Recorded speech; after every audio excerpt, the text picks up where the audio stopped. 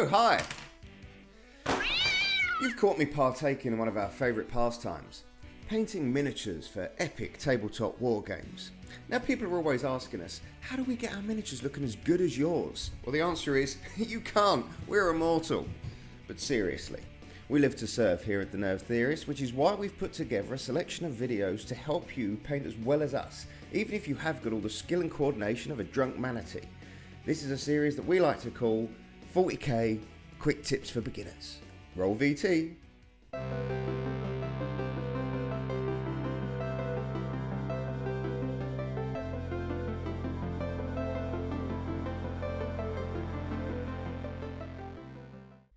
Okay, let's be serious for a minute, like properly serious, not pissing about serious. Some people want to get into this hobby and they don't know how to paint, but they want their models to look awesome. Now, Andrew and Tom have just started, although they are very talented. Me and Dave have been painting for donkey's years, but all of us are in our later years.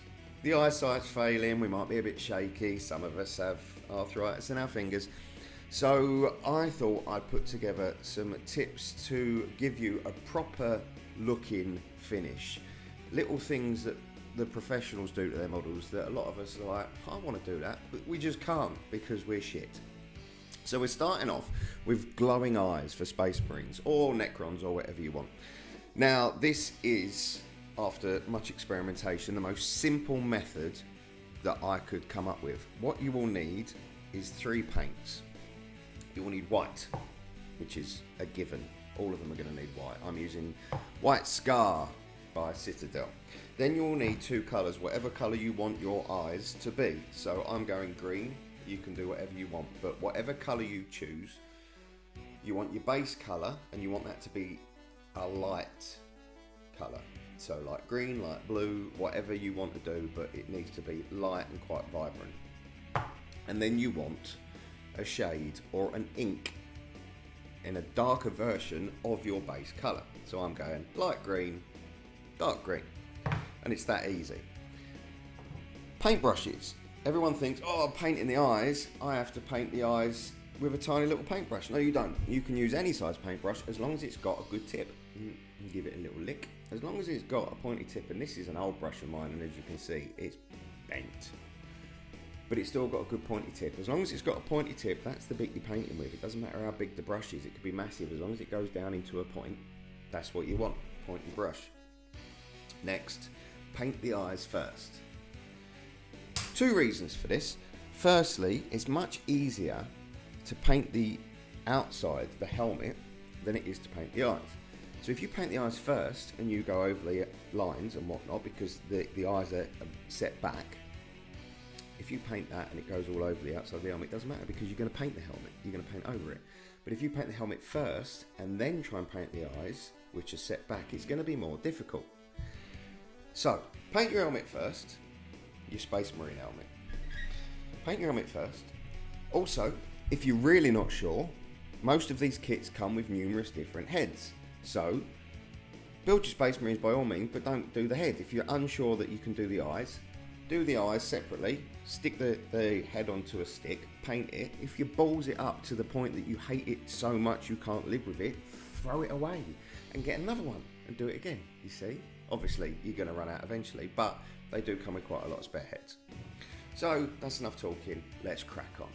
Okay, first things first, take your base colour, whatever colour it may be, water it down slightly, not massively, but a lot of these Citadels are quite thick and gloopy and they will raise the eye if you put it on too heavy.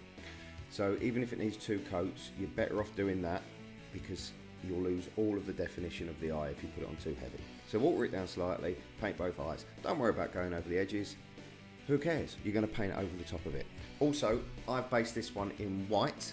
If you do base it in black or grey, paint the eyes white first.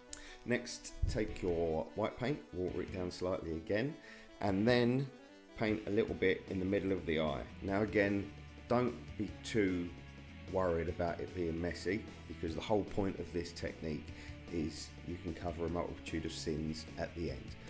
Once you've done one eye, you need to do the other eye now. Use your dominant hand. If you're right-handed, do the eye on that side first. Now instead of leaning over, because you're going to struggle to get the same shape, turn the head upside down.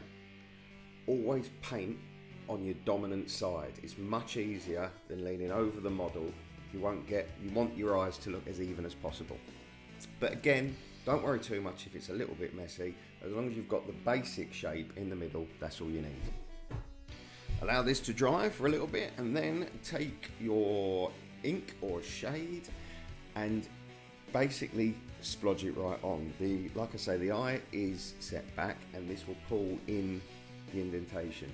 Now, obviously professional painters, you see them dabbing it on and it all fills the recesses.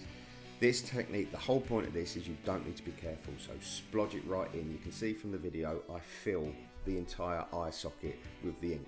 Then dry your brush on some toilet paper or some kitchen roll, and then dab the brush back on the eye, and the eye will absorb the excess, allowing the white to show through. This will stain the white slightly green, but obviously paler than the rest of it, and then you will end up with dark on the outside, slightly lighter, and then really light. And you've only used 2 colours. Then set it down to dry, but make sure you leave it resting on its back. So if you stand it up, the ink will drip down or pool in the bottom only. So leave it so the head is laid back on the back of the head, so the eyes are facing up, and allow that to dry for a good half an hour because you've put that on quite heavy. And that's it, you're done. All you need to do then is just paint around the eye socket, leaving all of the green, and that will give you that glowing effect. It's really easy. A lot of people say, oh yeah, you've got to paint this and then do a little bit lighter and then a white. Yeah, fine. If you've got a steady hand and you've got good eyesight, fine. But if you're an old decrepit tit like me, or you're just starting out and you want a nice easy routine, this is it. Thanks for watching. Enjoy your evening. I love you lots. See you soon.